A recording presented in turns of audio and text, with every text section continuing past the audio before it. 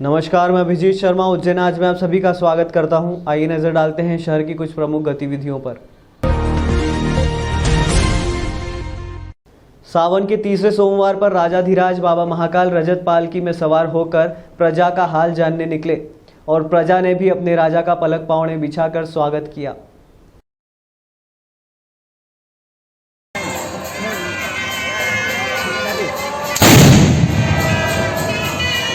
श्रावण मास के तीसरे सोमवार को बाबा महाकाल की परंपरा अनुसार निकलने वाली सवारी निकली। सभा मंडप में पुजारियों ने भगवान का पूजन किया। पूजन में कलेक्टर आशीष सिंह और एसपी सत्येंद्र शुक्ला भी शामिल थे। सभा मंडप में पूजन के बाद भगवान शाही ठाट के साथ नगर भ्रमण पर निकले। मंदिर के शहनाई द्वार पर सहस्त्र बल की टुकड़ी ने राजाधिराज को सलामी दी। इसके बाद रजत पालकी में सवार राजाधिराज बाबा महाकाल ने चंद्रमौलेश्वर रूप में जैसे ही मंदिर प्रांगण से बाहर निकले, चहुं ओर जय महाकाल का उद्घोष गूंज उठा। साथ ही हाथी पर बाबा मनमहेश ने दर्शन दिए। अपने भक्तों को दर्शन देने सवारी मार्ग से होते हुए पालकी रामघाट शिप्रा नदी पहुंची। नदी पर बाबा महाकाल का पूजन अर्चन कर बाबा की पालकी पुनः महाकाल मंदिर की ओर प्रस्थान कर गई। सुबह से इंद्रदेव भी मेहरबान हैं। सुबह से रिमझिम बारिश हो रही है।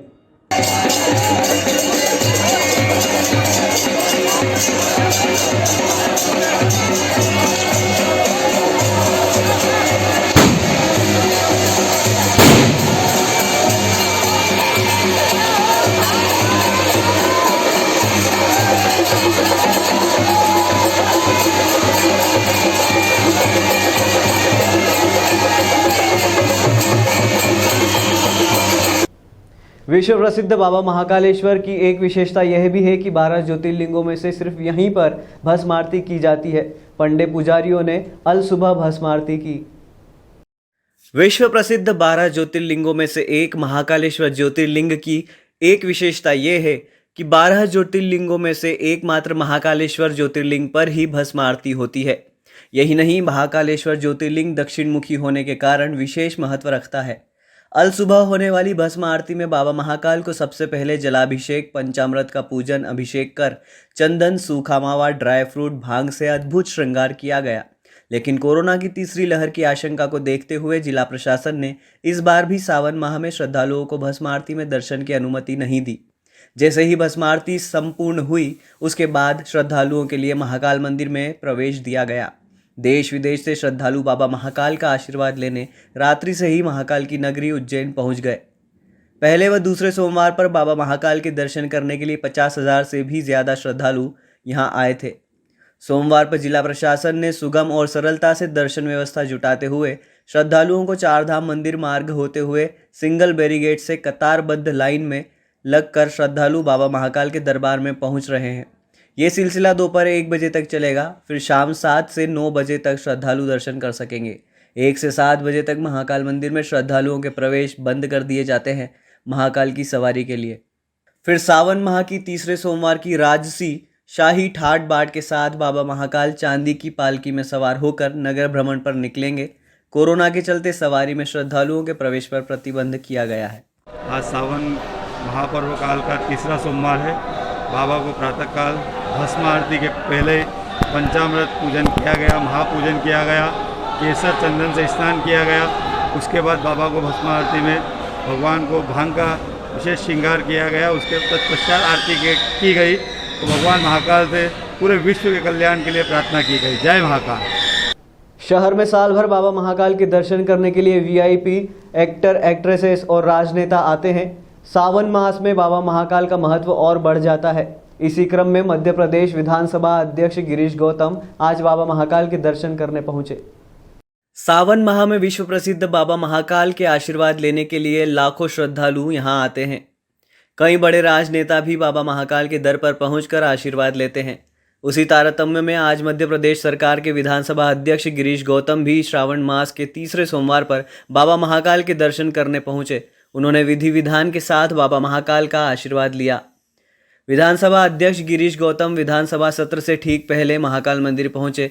विधि विधान के साथ बाबा महाकाल का पूजन अर्चन कर आशीर्वाद लिया।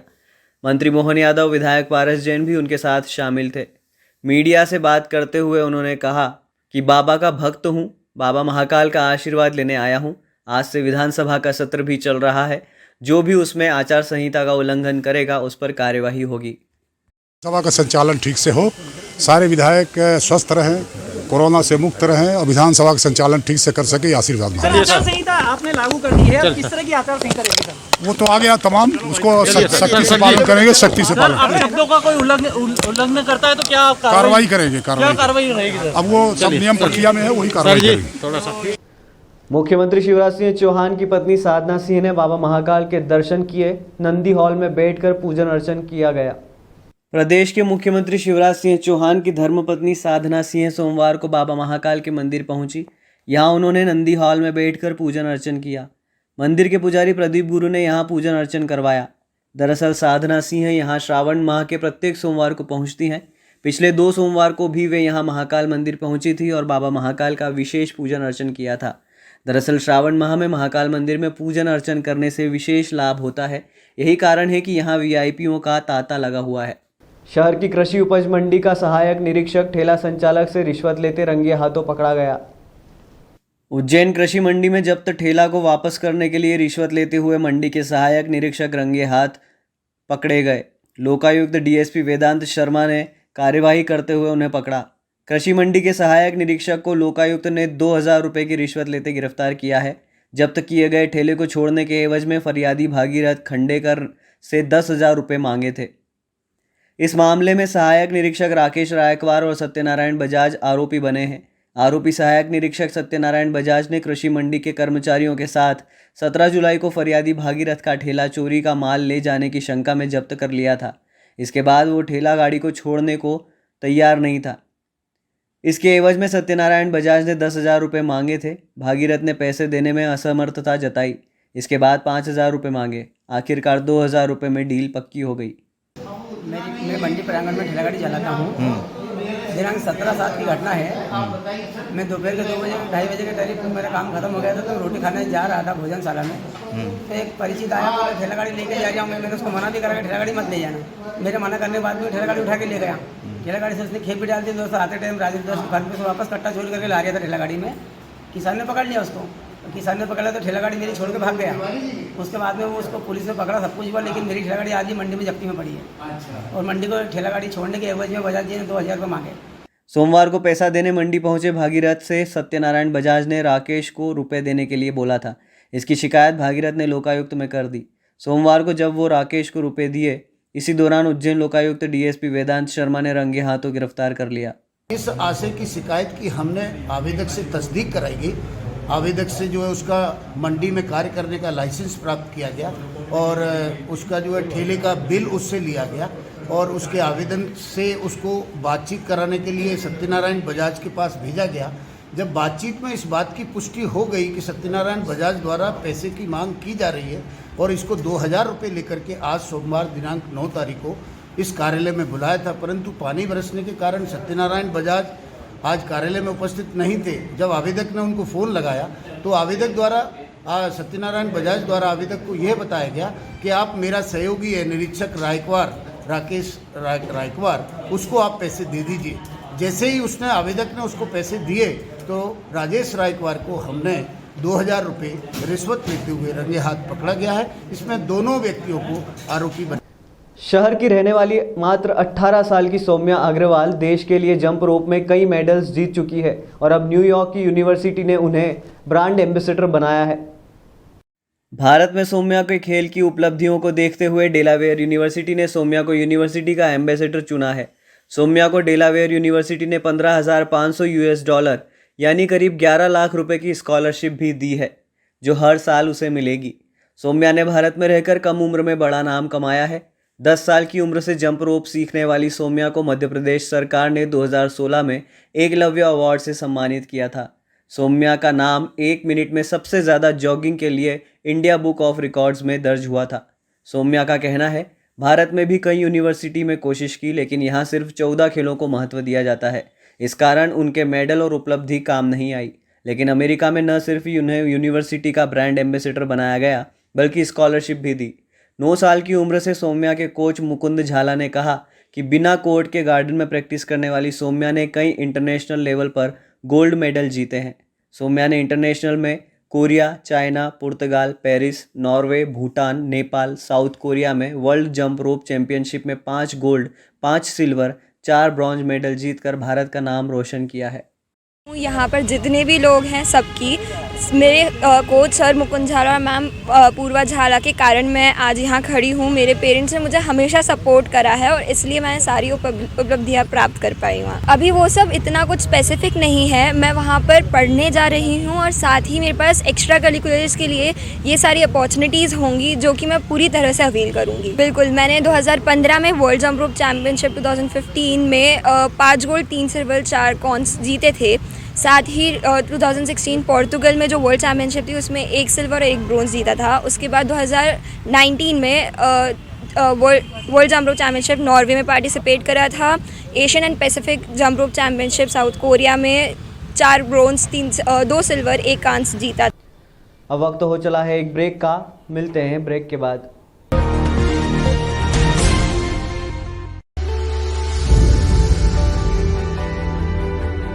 गुरु कृपा राखी भंडार 21 वर्षों से अपनी सेवा दे रहा है। फैंसी राखियों का खजाना, क्वालिटी में मध्य प्रदेश नंबर 1 काउंटर। शहर में सबसे ज्यादा वैरायटी है। हमारे यहाँ एक से बढ़कर एक डिजाइनर रंगों में है फैंसी राखियाँ। बन्ना डोरी, स्टोन राखियाँ, मेटल स्टोन राखियाँ, वुडन वाली राखियाँ, चूड़ा राखियाँ, भैया भाभी की एंटिक जोड़ा राखियाँ, बच्चों की टेढ़ी राखियाँ, फुंदा राखियाँ, ब्राह्मण राखियाँ, फ्रेंडशिप डे राखियाँ, चंदन राखियाँ, रामा पैटर्न राखियाँ, गुजराती कड़े महिलाओं के लिए। इसके अलावा और भी कई प्रकार की राखियाँ हमारे यहाँ उपलब्ध है। हमारा पता ओम गुरु कृपा राखी भंडार, प्रकाश टॉकीज, नई सड़क, उज्जैन।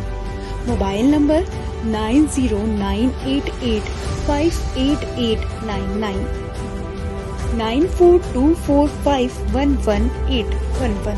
आइएगा जरूर।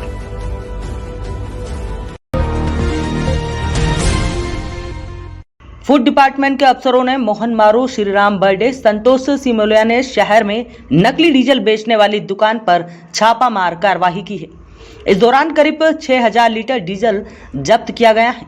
इसकी कीमत करीब 4 लाख रुपए बताई जा रही है। इसका उपयोग उज्जैन और आसपास की नमकीन बनाने वाली फैक्ट्रियों में भट्टी चलाने में किया जाता था। अधिकारियों ने 2 दुकानों को सील भी कर दिया है। विभाग के अधिकारियों को सूचना मिली थी कि चक कमेड़ में लक्ष्मी आयल पर नकली डीजल बेचा जा रहा है। इस सूचना पर अधिकारियों ने चिमनगंज पुलिस की सहायता से रविवार दोपहर यहां छापामार कार्रवाई की। पूछताछ में उसकी निशानदेही पर शंकरपुर निवासी शिवराज गुजर के ठिकाने पर भी छापा मारा। यहां भारी मात्रा में पाम ऑयल, भट्टी, नकली डीजल आदि सामान मिला, जिन्हें जब्त कर कार्रवाई की गई। दोनों प्रतिष्ठानों को सील कर दिया गया है। जिला आपूर्ति नियंत्रक मोहन मारू ने बताया कि पूछताछ में पता चला है कि ये लोग इंदौर के महू से नकली डीजल लेकर आते हैं, इसके बाद यहां आसपास के क्षेत्रों में बेचते थे। इसका उपयोग नमकीन की फैक्ट्रियों और अन्य छोटे उद्योगों में ईंधन के रूप में किया जाता था। इसका लाइसेंस भी इनके पास नहीं था। पूछताछ में पता चला है कि बाजार में असली डीजल के भाव करीब 99 रुपए हैं, वहीं यह डीजल 60 से 70 रुपए में प्रति लीटर में मिल जाता था। दोनों जगह से करीब 4 लाख रुपए का 6000 लीटर नकली डीजल जब्त किया गया है। यहाँ से आज सुबह शिकायत हुई थी कि ये लक्ष्मी ऑयल सेंटर है, सर्विस सेंटर है, और लक्ष्मी यहाँ पे नमकीन बनाते हैं। यहाँ पे ये बायोडीजल के नाम से वाहनों में भी देते हैं और अन्य जगह सप्लाई कर रहे हैं। बल्क में यहाँ पे नकली बायोडीजल नाम का एक प्रोडक्ट आता है जो डीजल जैसा है, डीजल के नाम से या बायोडीजल के नाम से बेचा जा रहा है। और छापामार कार्रवाई की थी। वाहन में बड़ी मात्रा में यहाँ पे करीब 5 से 6000 लीटर ये नकली बायोडीजल जैसा या डीजल जैसा प्रोडक्ट प्राप्त हुआ है, जिसमें विभागीय कार्रवाई की जा रही है। उत्तरी मध्य प्रदेश की तुलना में मालवा और निमाड़ क्षेत्र को अब भी जोरदार बारिश का इंतजार है। जिले में बुधवार से रुक रुक कर रिमझिम बारिश का दौर बना हुआ है। गंभीर डैम में पानी की आवक रुकने के बाद सुबह का लेवल 298 MCFT रहा है। वेधशाला से मिली जानकारी के अनुसार बीते 12 घंटों में कुल 16 मिलीमीटर बारिश हुई है। हालांकि शहर में रुक रुक कर बारिश का सिलसिला अभी जारी है, लेकिन जोरदार बारिश की उम्मीद कम ही है। इधर PHE अफसरों ने बताया कि गंभीर डैम के कैंचमेंट एरिया में रिमझिम बारिश होने के बाद पानी का लेवल कुछ बढ़ा था, लेकिन इस प्रकार की बारिश से गंभीर डैम भरना मुश्किल है। फिलहाल जोरदार बारिश का इंतजार है। सोमवार को गंभीर डैम का लेवल 298 MCFT था। जल प्रदाय के लिए पानी लेने के बाद यह केवल कम रह गया है। शहर में फिलहाल एक दिन छोड़कर जल प्रदाय किया जा रहा है। PHE विभाग द्वारा साहिब खेड़ी, शिप्रा और गंभीर डैम से जल प्रदाय के लिए पानी लिया जा रहा है। इधर रिमझिम बारिश से शहरवासियों पर चिंता की लकीर बनी हुई है। जी हां, जल प्रदाय में संकट आ सकता है। यदि इसी तरह रिमझिम बारिश होती रही, तेज बारिश नहीं हुई, तो आगामी गर्मी के मौसम में शहरवासियों को जल संकट का सामना भी करना पड़ सकता है। 70.05 मीटर और क्षमता है इसकी 363 MCFT। अभी प्रति घंटा के हिसाब से आज की तारीख में दोपहर पश्चात 15 MCFT प्रति घंटा के हिसाब से बढ़ा है। इस वर्ष न्यूनतम लेवल अपना 7वें महीने में 124 MCFT रहा है। अधिकांश अपन देख रहे हैं 10 सालों में कि गंभीर बांध ने अपनी पूर्ण क्षमता जुलाई के अंतिम सप्ताह और अगस्त के प्रथम सप्ताह या दूसरे सप्ताह तक अपना डैम पूरा भर गया है। विगत वर्षों में 2 बार ही ऐसा हुआ है। 2010 से बात देखें कि 2 बार डैम पूर्ण क्षमता से नहीं भर सका है। और अभी कैचमेंट में कोई बहुत अच्छी बारिश तो है नहीं है कि मतलब कि पानी एकदम बहुत ज़्यादा आ जाए, लेकिन शनि शनि यदि यशवंत सागर फुल हो जाएगा तो अपनी की उम्मीद बढ़ जाती है। बाकी अपना जो डैम है स्वतंत्र संग्रहण क्षेत्र पे ही निर्भर रहता है, उसको भर जाता है स्वतंत्र संग्रहण क्षेत्र से। तो अभी निकट भविष्य में तो उम्मीद है, अभी पूरा माह बचा हुआ है, निश्चित अपना गंभीर डैम भरेगा। उज्जैन शहर की पेयजल व्यवस्था सुगम होगी, बिल्कुल निश्चित रहना चाहिए इस जनता को। पूर्व पार्षद राजेश जारवाल का 33 साल का भांजा नदी में तैरते वक्त डूब गया। पूर्व पार्षद राजेश जारवाल का एकता नगर नानाखेड़ा में रहने वाला भांजा मंगलनाथ घाट पर नदी में डूब गया। 33 साल का रवि मालवीय हाथीपुरा निवासी दोस्त दीपक गोमे के साथ रविवार शाम मंगलनाथ दर्शन के लिए गया था। दर्शन के बाद दोनों शिप्रा नदी में स्नान करने पहुंच गए। यहाँ रवि मालवीय ने एक बार नदी पार कर ली और घाट पर लौट आया। इसी बीच अच्छा तैराक रवि दोबारा शिप्रा पार करने गया और इसी बीच तेज बहाव में फंसकर डूब गया। तैराकों ने रात करीब 9 बजे नदी क्षेत्र से रवि का शव निकाला और पीएम के लिए जिला अस्पताल भेजा। पीएम के बाद शव परिजनों को सौंप दिया गया है। पुलिस ने मर्ग कायम किया है। विजविंग्स मोशंस एंड पिक्चर्स LLP द्वारा शहर में स्थित 84 महादेव को लेकर एक डॉक्यूमेंट्री बनाई गई है, जिसे जल्द ही रिलीज किया जाएगा। धार्मिक दृष्टि के साथ साथ इनकी खगोलीय घटना द्वारा प्रेक्षित खगोलीय अनुक्रम के साथ साथ स्थापत्य कला परंपरा तथा लोक मान्यता से जुड़े सभी पहलुओं पर बारीकी से शोध करते हुए पूरी टीम ने एक अलग ही प्रकार के उज्जैन की धार्मिक और आध्यात्मिक परंपरा के साथ साथ ओजस्वी ऊर्जा तथा पूजन पद्धति से जुड़े वे सभी विषय को रेखांकित किया गया। 84 महादेव की अनुपम यात्रा पर फिल्म का निर्माण किया। मोनिका वगुल ने रविवार को प्रेस कॉन्फ्रेंस लेकर जानकारी दी। विजविंग्स मोशंस एंड पिक्चर्स LLP द्वारा अवंतिका तीर्थ स्थित 84 महादेव पर पौराणिक, धार्मिक व आध्यात्मिक दृष्टि के साथ साथ इनकी खगोलीय घटना द्वारा प्रेक्षित खगोलीय अनुक्रम के साथ साथ स्थापत्य कला परंपरा तथा लोक मान्यता से जुड़े सभी पहलुओं पर बारीकी से शोध करते हुए पूरी टीम ने एक अलग ही प्रकार के उज्जैन की धार्मिक और आध्यात्मिक परंपरा के साथ साथ ओजस्वी ऊर्जा तथा पूजन पद्धति से जुड़े सभी विषय को रेखांकित किया, जिसमें आम तथा खास शिव पूजने से जुड़े भ्रम का भंजन करने का अनुकल्प प्रस्तुत किया गया। साथ ही कार्यक्रम के साथ शक्तिशिला फाउंडेशन का अनावरण इस दौरान किया गया। पाउल खुणा द फुटप्रिंट्स पाउल खुणा पर निरंतर 84 महादेव के महत्व का विवरण और वृत्तांत दिखाया गया। इसी के साथ उज्जैन के महत्व को भी दिखाया गया है, जो निरंतर उक्त चैनल पर लगातार चलाया जाएगा। कार्यक्रम में मुख्य अतिथि के द्वारा सेवाधाम आश्रम के संस्थापक सुधीर गोयल को 11,111 रुपये का चेक प्रदान किया गया। ओमकारा शिवोहम के निर्देशन मंगेश लाड़ एवं मोनिका वगुल ने बताया, रविवार को प्रातः 11 बजे होटल सॉलिटेयर 84 महादेव की अनुपम यात्रा एवं उज्जैन की शान लघु फिल्म का विमोचन समारोह आयोजित किया गया है। इस कार्यक्रम के मुख्य अतिथि के रूप में डॉक्टर मोहन यादव, उच्च शिक्षा मंत्री मध्य प्रदेश, मौजूद रहे। बहुत सी चीज़ें हैं जिनके बारे में लोगों को पता नहीं है, और जो भी हम अगर बोलते हैं मंदिर भी हैं तो उनके बारे में जो सही मायनों में जानकारी है वो किसी को नहीं है। बहुत से यूट्यूब चैनल्स पे सिर्फ जो हर एक के पास एक साचा रहता है वही दिखाया जाता है, उससे हटके कुछ प्रयास नहीं किया जाता दिखाने के लिए। तो हमारा ये सोचना था कि हम युवाओं को कैसे जोड़ें, क्योंकि हमारी युवा पीढ़ी जो है वो सनातन धर्म से दूर भाग रही है, ज़्यादा पाश्चात्य संस्कृति को अपना रही है। उनको जो भी विधि करते हैं उसके बारे में सही जानकारी नहीं है।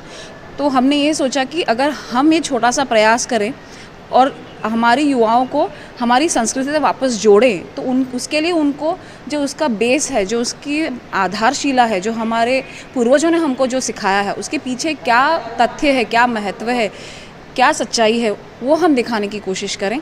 इस तरीके से हमने ये डॉक्यूमेंट्री की। और 84 महादेव करने के पीछे जो हमारा उद्देश्य था, तो जब हम यहाँ पे घूमने लगे, हम जब यहाँ पे यात्रा कर रहे थे, तो हमको दिखाई दिया कि 84 महादेव की भी जानकारी बहुत से यहाँ के स्थानिकों को भी नहीं है।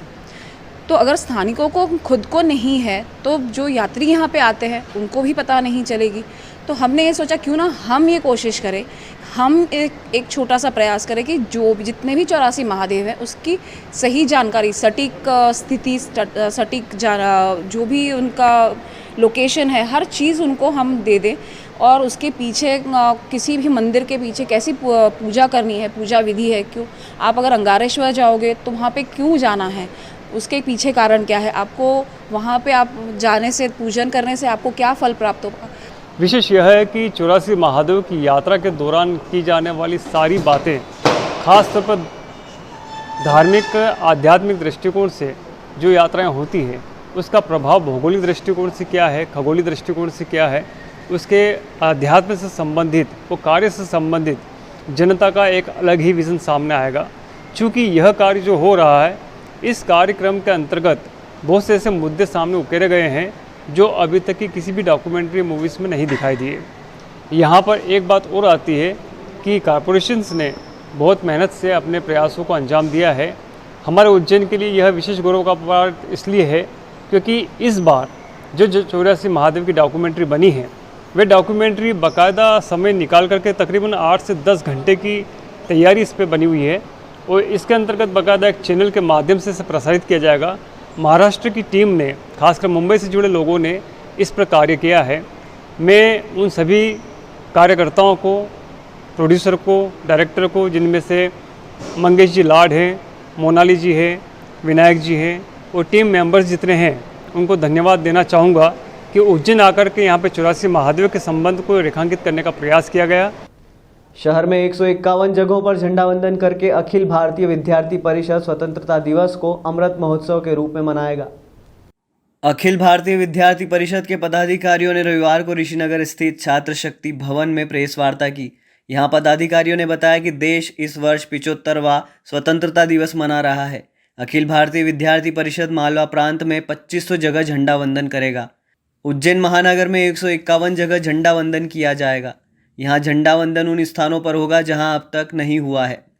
इसके लिए पदाधिकारियों ने स्थान भी तय कर लिए हैं। दरअसल इस उत्सव को अमृत महोत्सव के रूप में मनाया जाएगा। बाइट वैभव यादव। अखिल भारतीय विद्यार्थी परिषद मालवा प्रांत ने एक दायित्व उठाया, जैसा कि आप जानते हैं 75वां अपना स्वतंत्रता दिवस है, तो इसको हर्ष और उल्लास के साथ बनाया जाएगा। इसके अंदर इसका नाम दिया गया अमृत महोत्सव। अमृत महोत्सव के अंदर अपन उज्जैन इकाई की बात करें तो उज्जैन महानगर में 151 कार्यक्रम की अपन झंडा वंदन करेंगे। इसके अंदर मूलतः अपन ऐसी जगहों को चिन्हित कर रहे हैं जहाँ पे अभी तक झंडा वंदन नहीं होता था। कुछ बस्तियाँ हो गई, बहुत सारी जगह से अपन ने निकाली है। उसके अंदर अपन ने इस कार्यक्रम को 15 लोग अपन ने इसके घटनायक बनाए हैं जो कि स्थान चिन्हित करेंगे। उनके अंदर 10-10 कार्यक्रम करवाएंगे अपन लोग। जैसे कि स्थान प्रमुख हो गया, वो अपने स्थान पर करवाएगा, ऐसे ही अपन 151 कार्यक्रम उसको बनवाएंगे और इसको हर्षोल्लास से बनवाएंगे।